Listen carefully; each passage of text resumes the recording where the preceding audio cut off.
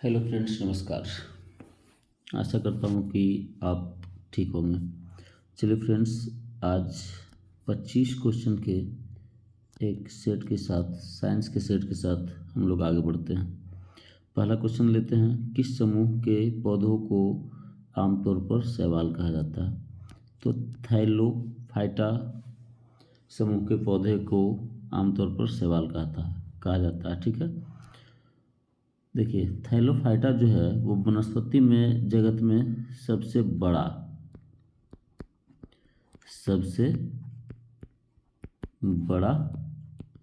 समूह है। ठीक है,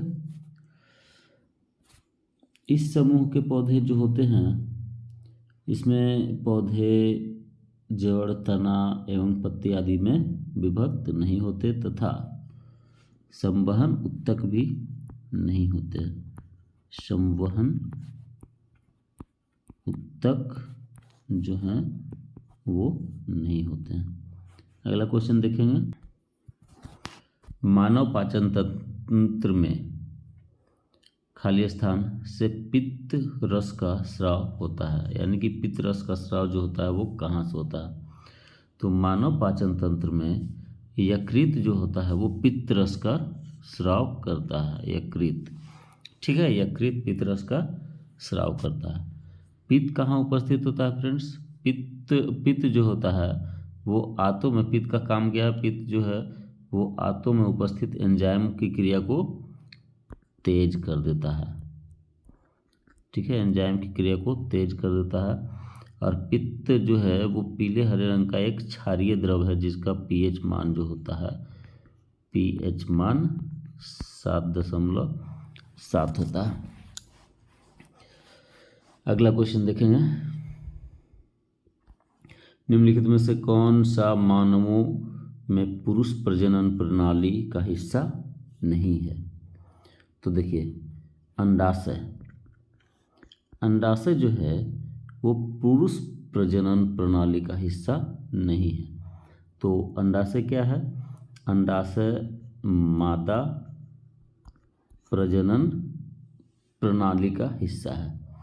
और मादा में जो है, प्रत्येक मादा में एक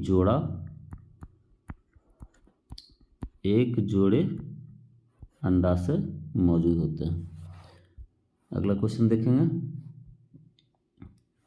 क्वेश्चन नंबर 4, एक व्यक्ति में तंत्रिका कोशिका खाली स्थान तक लंबी हो सकती है।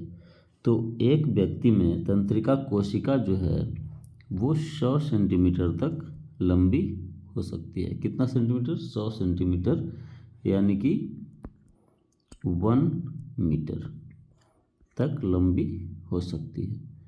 ठीक है, सबसे लंबी तंत्रिका कोशिका जो है, सबसे लंबी तंत्रिका कोशिका जो है वो न्यूरॉन है। और सबसे बड़ी तंत्रिका कोशिका न्यूरॉन है। और लंबी तंत्रिका कोशिका जो है वो है सियाटिक। चलिए आगे का क्वेश्चन देखते हैं।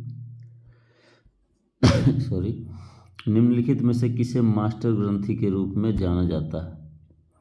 तो पीयूष ग्रंथि जो है वो उसे मास्टर ग्रंथि कहा जाता है। ठीक है, इसका वजन जो होता है 0.6 ग्राम के लगभग होता है।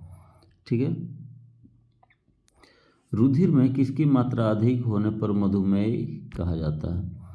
तो रुधिर में अगर जो ग्लूकोज बढ़ जाता है, ठीक है, ग्लूकोज बढ़ जाता है तो उसे कहते हैं मधुमेह या डायबिटीज। ठीक है, डायबिटीज जो है फ्रेंड्स वो इंसुलिन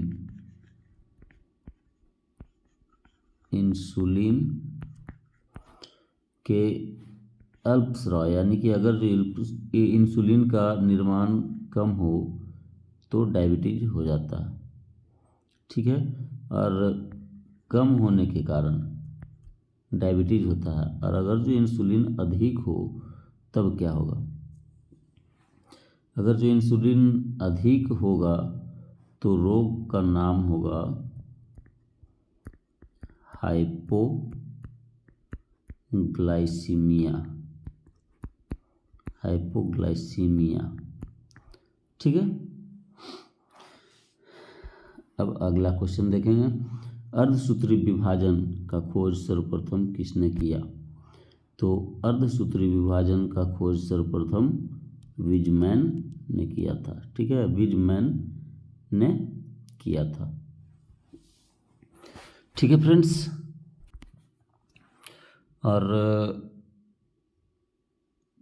स्ट्रॉबर्गर जो है फ्रेंड्स, वो इसका विस्तृत अध्ययन सबसे पहले किया था।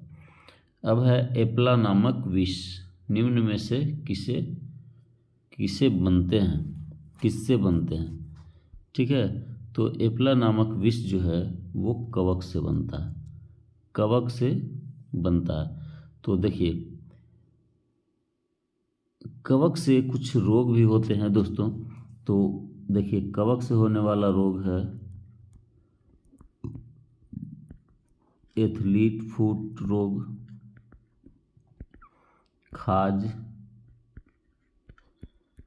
गंजापन,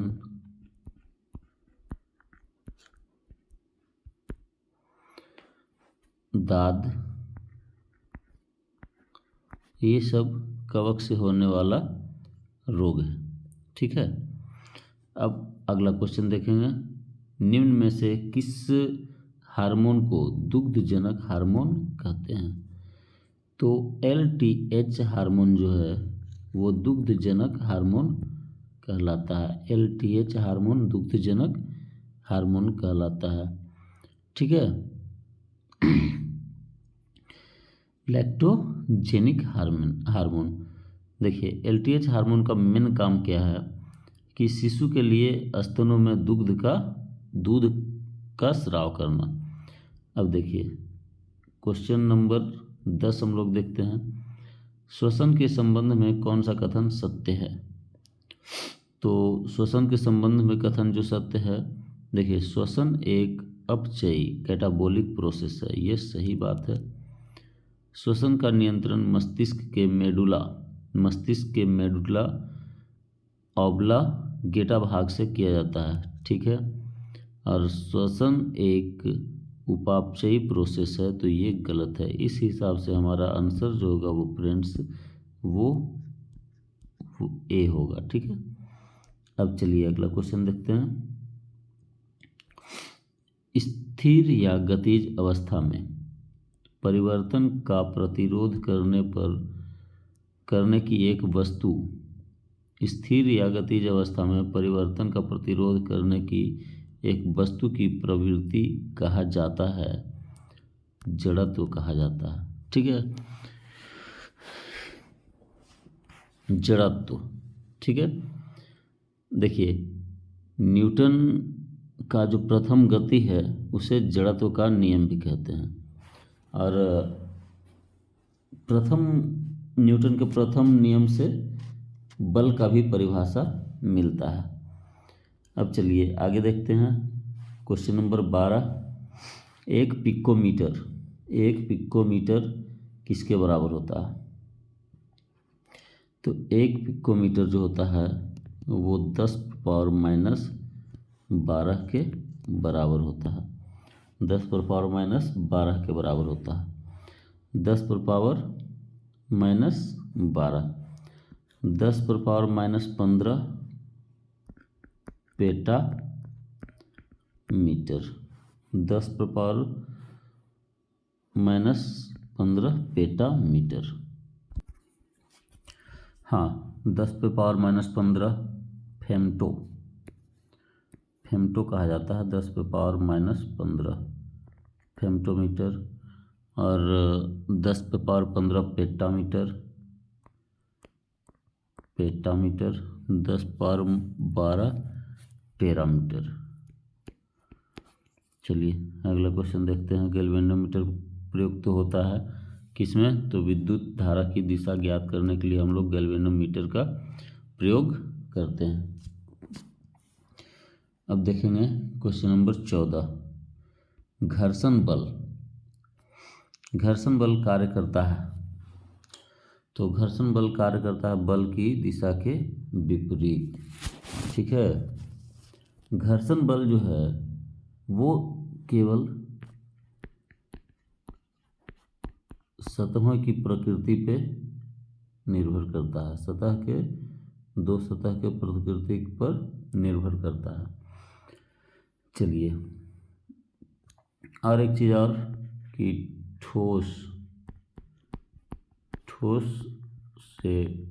के बीच लगने वाला घर्षण बल जो होता है वो सबसे अधिक होता है।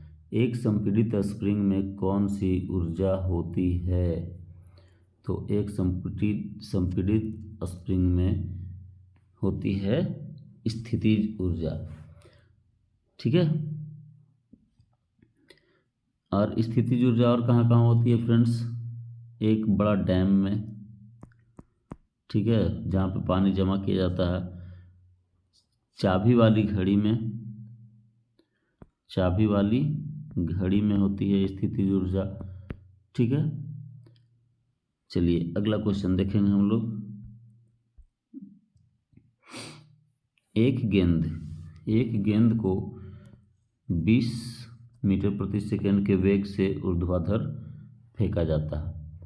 ठीक है, यानी कि प्रारंभिक हमारा जो वेग हो रहा है, प्रारंभिक वेग जो है वो कितना है?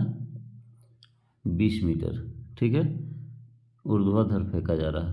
3 सेकंड के बाद इसका विस्थापन मान कितना होगा? जिसमें g का मान हमको दिया गया है 9.8 मीटर या फिर 10 मीटर प्रति सेकंड स्क्वायर। तो चलिए देखते हैं, यहाँ पे हमारा v का मान जो है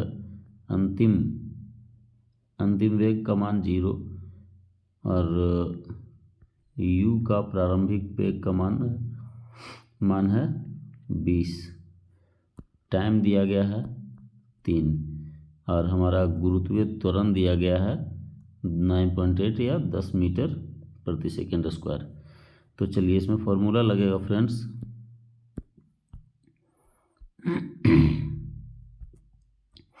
इसमें फॉर्मूला लगेगा S बराबर ut minus half gt square.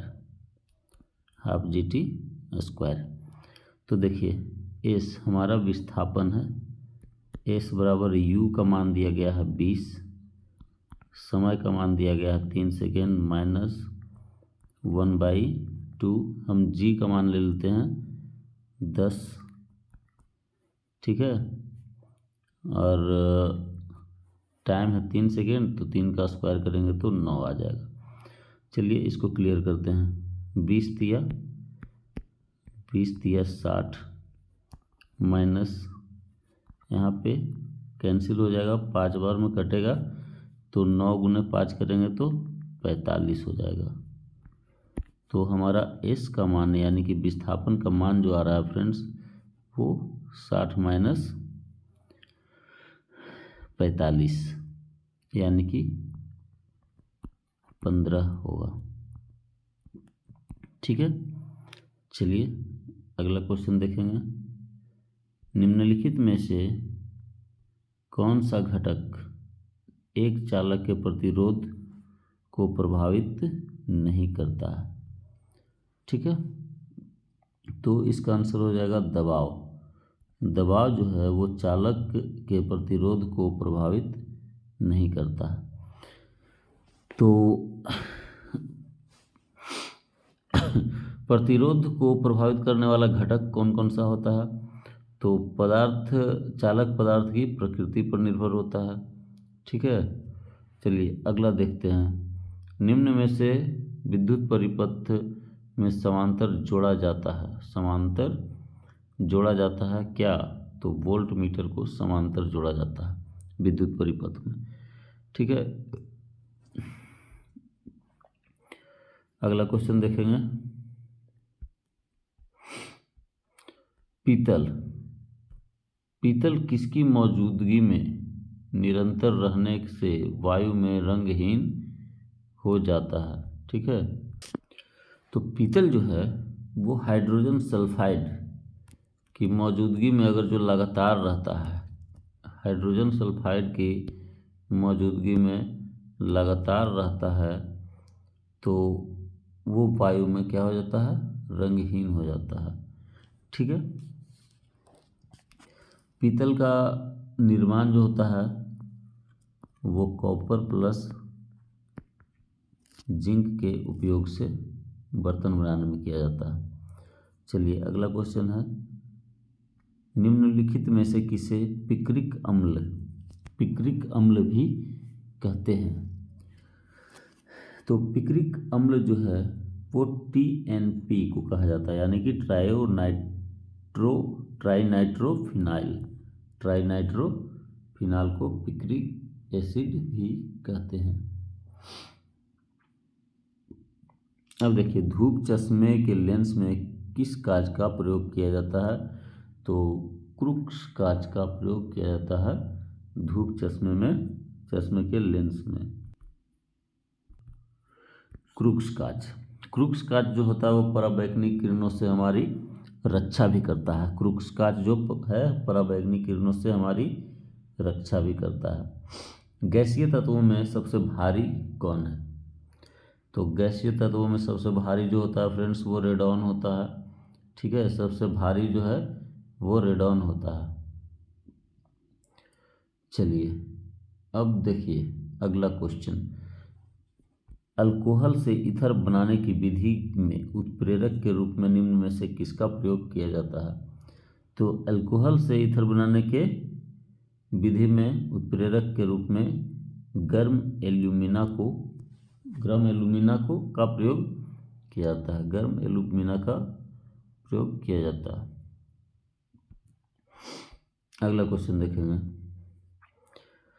धुआं निम्नलिखित में से किस प्रकार के विलयन का उदाहरण है? तो धुआं जो है वो गैस में ठोस का उदाहरण है। गैस में ठोस का उदाहरण है। धुआं जो है वायु में आयोडीन का विलयन होता है। गैस में ठोस का विलयन का उदाहरण है। जबकि कोहरा हो जाता है, कोहरा जो है वो बादल है वो गैस में द्रव का विलयन का उदाहरण है। और चलिए इस सेशन का हम लोग लास्ट क्वेश्चन देखते हैं। निम्नलिखित में से ऑक्सीकारक तथा अवकारक दोनों जैसा आचरण करने वाला पदार्थ कौन नहीं है? तो HNO3। ठीक है, HNO3। तो फ्रेंड्स ये आज का सेशन हमारा जो है वो लास्ट होता है। आशा करता हूँ कि आपको ये पसंद आएगा, तो आप इसे अवश्य रूप से लाइक करेंगे, शेयर करेंगे और कमेंट करके अपना महत्वपूर्ण सुझाव देंगे और सब्सक्राइब करके हमें उत्साह प्रदान करेंगे। फ्रेंड्स, यहाँ तक आप पूरा वीडियो देखें उसके लिए आपको धन्यवाद।